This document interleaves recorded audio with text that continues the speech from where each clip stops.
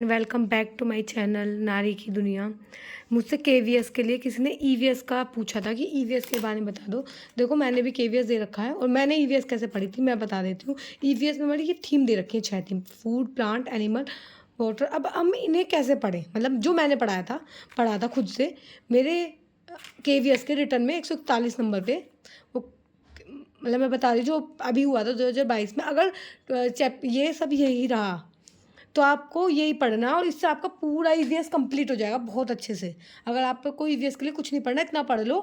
देखो मैं ट्यूशन पढ़ाती थी तो मैं आगे कंटिन्यू करती हूँ। सबसे पहले हम फूड थीम की बात करें। जैसे सबसे पहले आपको क्लास थर्ड, फोर्थ और फिफ्थ की ईवीएस कंप्लीट करनी है। वो तुमने सीटेट के टाइम पे भी पढ़ी होगी, तो वहाँ से वो कंप्लीट हो गई होगी, तो वो एक बार पढ़ लेना पूरी। उसके बाद आ जाता है हम क्लास सिक्स में। चैप्टर 1 है फूड, ये कंप्लीट करना है। देखो मैं ट्यूशन पढ़ाती थी तो मुझे चैप्टर अच्छे से आते थे और उन बच्चों की मैंने बुक ले ली थी, तो मुझे इतना ज़्यादा उन्हें पढ़ना नहीं था। जो मुझे नहीं आते थे मैंने सिर्फ वो पढ़े थे। मैं क्लास 6 से लेके 10 तक के बच्चों को उस टाइम पे ट्यूशन पढ़ाती थी और मैं स्कूल में भी पढ़ाने जाती थी, तो मेरे को, और मैं स्कूल में मैथ और साइंस पढ़ाती थी, तो टॉपिक मुझे आते थे पहले से, तो मैंने लिख लिए थे।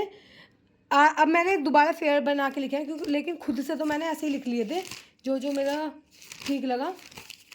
खुद से तो मैंने ऐसे लिख रखे हैं और इन पे लिख रहा होगा कंप्लीट कंप्लीट। जब मेरे कंप्लीट हो गए तो मैंने कंप्लीट लिख दिए थे, तो खुद से मैंने ऐसे लिखा है। मैंने सोचा चैप्टर के नाम भी लिख लेते हैं, क्योंकि एनसीईआरटी में काफ़ी चैप्टर बदल गए हैं पहले से, कुछ चैप्टर रिमूव भी हो गए। तो चैप्टर 1 आपको फूड करना है, फिर चैप्टर 2 कंपोनेंट ऑफ फूड करना है, चैप्टर 7 में न्यूट्रिशन एंड प्लांट्स करना है, क्योंकि फूड के बारे में तो एनिमल कैसे कैसे न्यूट्रिशन लेते हैं वो भी फूड के अंदर आ गया। चैप्टर 2 न्यूट्रिशन इन एनिमल करना है। चैप्टर 2 है क्लास 7 का। ये साइंस के हैं, ये मैं पूरा साइंस का बता रही हूँ, सब साइंस में करना है आपको।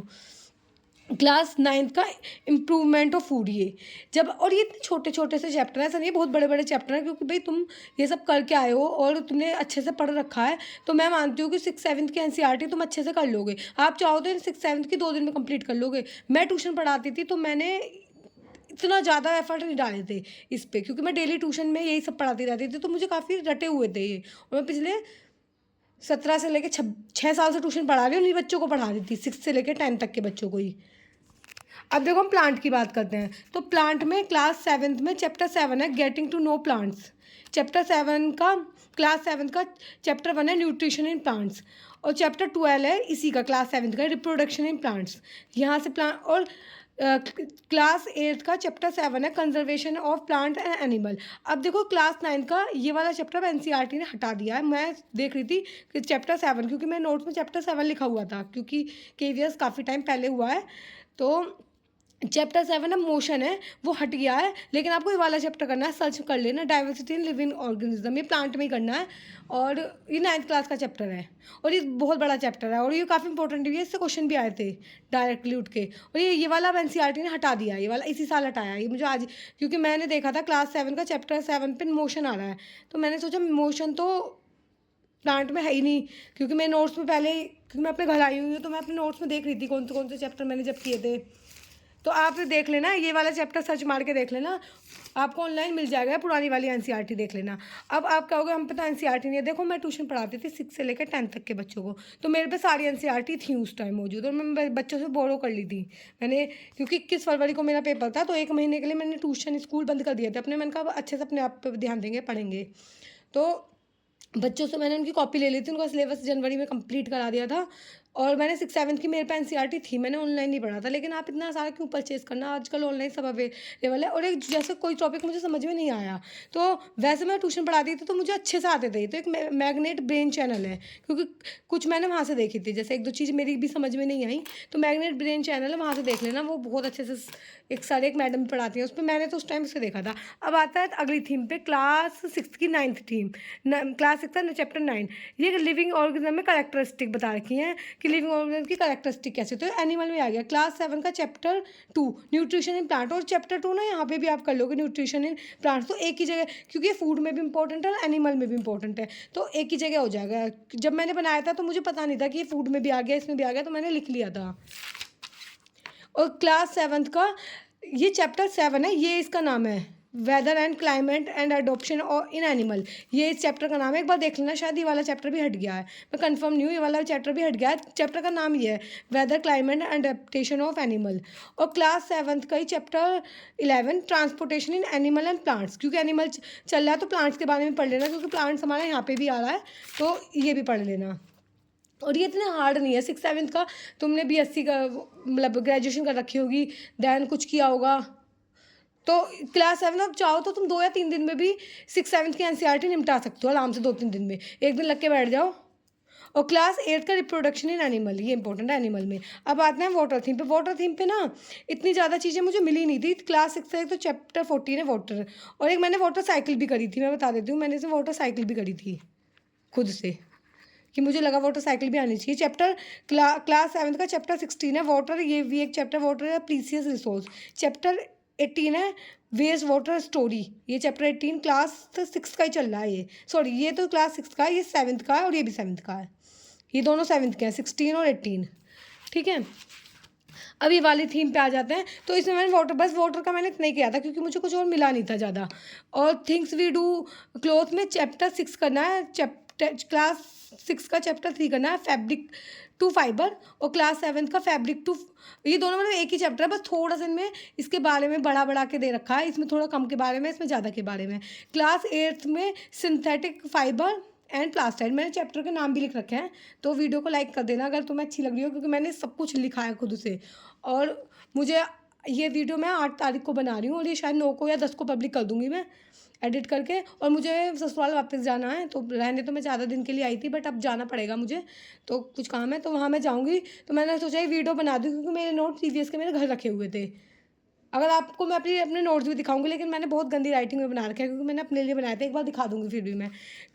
चैप्टर के क्लास 9 के चैप्टर 9 किया था मैंने, the living organism and characteristic of habitat. अब आ जाते हैं शेल्टर में, मुझे एक यही चैप्टर मिला था क्लास 9 में। क्लास 7th में कोई चैप्टर नहीं, 8th में नहीं है, 9th में नहीं है, 10th में भी नहीं था। फिर मैंने क्लास 12 का बायोलॉजी का एक चैप्टर किया था, कि organism, chapter 13 organism and population, important है, कर लेना, बहुत अच्छा कोर्स। क्लास 12 का मैंने सोचा क्लास 12 के NCERT में कैसे करूँगी, क्योंकि मैं 10th तक बच्चों को ट्यूशन पढ़ाती थी, तो मैंने क्लास 12 के ये भी लिख दिए थे। लेकिन फिर मैंने क्या किया, इसमें इकोसिस्टम था, तो इकोसिस्टम मैंने ऐसे ही सर्च कर दिया नेट पर, और खुद से इकोसिस्टम के बारे में लिख दिया। अब ये मैंने करे नहीं है चैप्टर में, इन दोनों नहीं करे, आपको करना है कर लेना, बेसिक अंडरस्टैंडिंग बन जाएगी, क्योंकि बहुत बड़े थे बायोलॉजी के। और ये चैप्टर 15 है बायोडाइवर्सिटी, तो मैंने ऐसी बायोडाइवर्सिटी और कंजर्वेशन उसके सर्च कर लिए थे, तो ऐसे ही आ गया था।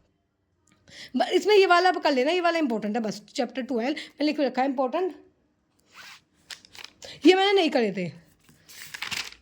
अब इसमें एक क्लास 12 का ही चैप्टर 16 है, तो मैंने इन्वायरमेंट इशू थे, ये भी मैंने सर्च करके देख लिए थे, क्योंकि इसके टॉपिक के अंदर शेल्टर के अंदर बैठ रहे थे, तो मैंने ये भी नहीं स्किप मैंने नहीं किया था, तो मैंने ऐसे इन्वायरमेंट इशू सर्च मार के देख लिए थे, जो PDF आ गई थी मैंने देख ली थी।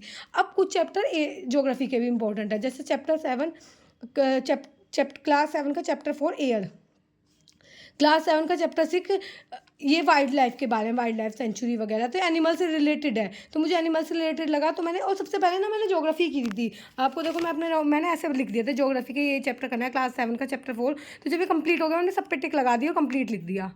तो मतलब ये जब मैंने अपने खुद से करे थे तब मैंने करा था, तो ऐसे लिखे हुए हैं सब कुछ जब मैंने किए थे। देखो ये कंप्लीट लिखा होगा कि मैंने फूड कंप्लीट कर लिया, ये कंप्लीट लिख दिया, ये कंप्लीट हो गया। ये एनिमल कंप्लीट करने के बाद मैंने यहाँ लिखा नहीं था, क्योंकि मैंने सबसे लास्ट में मैंने ये किया था, क्योंकि मुझे सबसे टफ लगा था, सबसे पहले मैंने ज्योग्राफी करी थी। आगे कंटिन्यू करते हैं फिर। उसके बाद ये क्लास ये ज्योग्राफी का चल रहा है, क्लास 8 का चैप्टर 2 ये सॉइल लैंड, ये वेजिटेशन, पूरी वाइल्ड लाइफ कर लेना, ये इंपॉर्टेंट है। और मुझे फूड में 1-2 चीज़ और इंपॉर्टेंट लगी, जो इसमें नहीं थी। एक तो फूड वेब होनी चाहिए, फूड चैन आनी चाहिए, मैग्नीफिकेशन आना चाहिए, और डाइजेस्टिव सिस्टम, जो मतलब इन सबसे अलग है, तो मुझे नहीं मिली थी, तो मैंने सोचा कि ऐसे कर लेते हैं। अब मैं आपको अपने नोट्स दिखा देती हूँ जो मैंने बनाए थे। देखो पहले तो मैंने सबके चैप्टर लिखे, मैं ट्यूशन पढ़ाई थी, तो मेरे पास सबकी बुक अवेलेबल थी, तो मैंने अपना आप देख लिए कि कौन से वो मैंने 6 से लेकर 10 तक के बच्चों को मैं ट्यूशन पढ़ाती थी। और मैंने ना मतलब इतने अच्छे से नोट्स नहीं बनाया, क्या बना रखे हैं। सबसे पहले क्योंकि मुझे मेरे लिए कंफर्टेबल करना था, अगर आप देखोगे तो मैंने 3rd, 4th, 5th की NCERT करी, जो EVS के टाइम पे थी, तो मैंने सोचा सबसे पहले थर्ड और फोर्थ की क्लास, देखो यहाँ से आ होगा ईवीएस क्लास थर्ड की ईवीएस है ये। तो जो वैसे मुझे पता था क्योंकि सीटेट के लिए पढ़ रखी थी, पर फिर भी मैंने एक बार कर ली क्योंकि सीटेट मैंने बहुत टाइम पहले दिया था। फिर क्लास फोर्थ की एनसीईआरटी है ये, मैंने किसी की वीडियो मिल गई थी वहाँ से देख लिया था। और जो मुझे इंपॉर्टेंट लिखता था मैं यहाँ पे लगा लेती थी अपना स्टिकी नोट्स ऐसे ही। मतलब मैंने बहुत सुंदर नोट्स नहीं बनाए कि मुझे ही तो पढ़ने थे। और इसमें क्लास फिफ्थ की भी एनसीईआरटी, यहाँ से क्लास फिफ्थ की स्टार्ट हो गई इस तरीके से। और जो भी मुझे इम्पोर्टेंट लगा वो मैं, ये पिक्चर प्लांट है, आपने सीटेट में पढ़ा होगा। तो ये भी मैंने सीटेट का ही कंप्लीट किया था। ये शायद सीटेट ही चल रहा है अभी तक। अब ये ईवीएस के स्टार्टिंग, फिर मैंने ये फूड चेन वगैरह खुद से करी थी। अब देखो मैंने वाटर स्टार्ट किया क्लास 6 का चैप्टर 7। तो जो मुझे इंपॉर्टेंट लगा मैंने ऐसे लिख लिया जो इसका इम्पोर्टेंट था। फिर क्लास 7 का चैप्टर 16, क्लास 7 का चैप्टर 18। तो देखो इतने इससे नोट्स बनेंगे। क्लास 6 का चैप्टर 7, तो ये मैंने ऐसे करके लिख दिया था। फूल वूल मैंने बना दिए थे कि अच्छा ये हर्ब होता है, स्टिग्मा होता है, स्टाइल होता है, ये ओवरी होता है, पिस्टल होता है। ये मैंने मतलब अपने अकॉर्डिंग, मतलब मेरी ड्राइंग बिल्कुल अच्छी नहीं है तो जैसा मुझे बना मैंने अपने अकॉर्डिंग समझने के लिए, हमें अपने लिए समझना है। तो जो मुझे इसमें इंपॉर्टेंट लगता था, कुछ चैप्टरों के मैंने नोट्स नहीं बनाए थे क्योंकि मैं कंटिन्यूस ट्यूशन पढ़ाती थी और ये सारी चीज़ें मैं स्कूल में ही पढ़ाती थी। तो मैं 6 से लेकर 8 तक के बच्चों को स्कूल में साइंस पढ़ाती थी, तो मुझे आती थी, तो मैंने नहीं लिखी।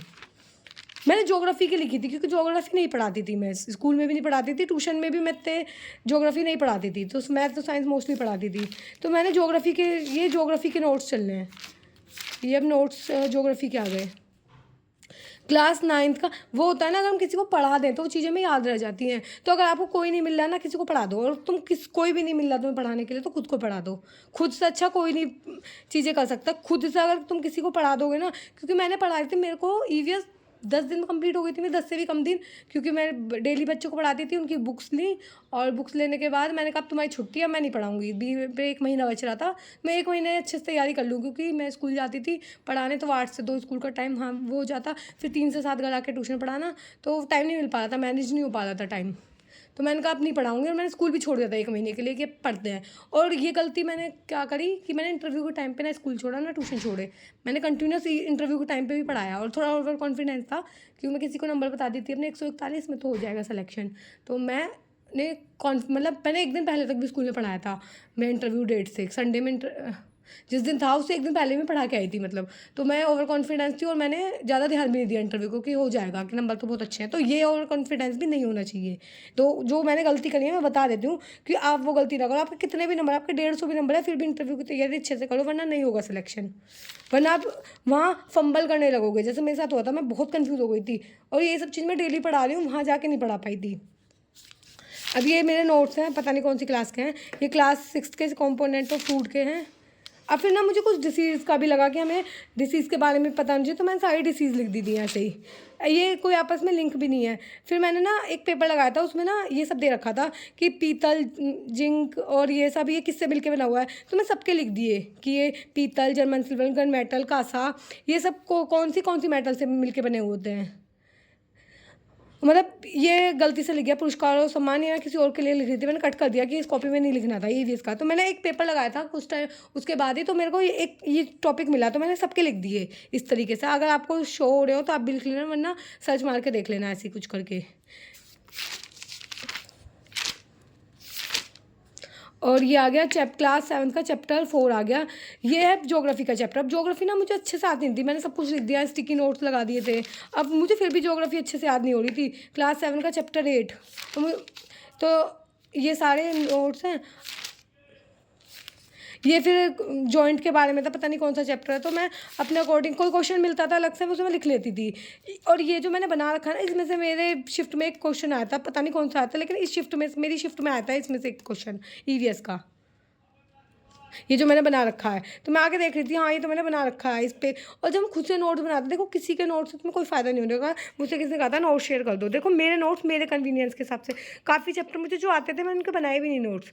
अब जब तुम खुद से नोट्स बनाते हो तो तुम्हें याद रहता है कि तुमने इस पन्ने पर ये लिखा, इस कोने पर तुमने ये लिख दिया। वो चीज़ें तुम्हें खुद से याद रहती हैं जब तुम लिखते हो। ये सारे नोट्स हैं।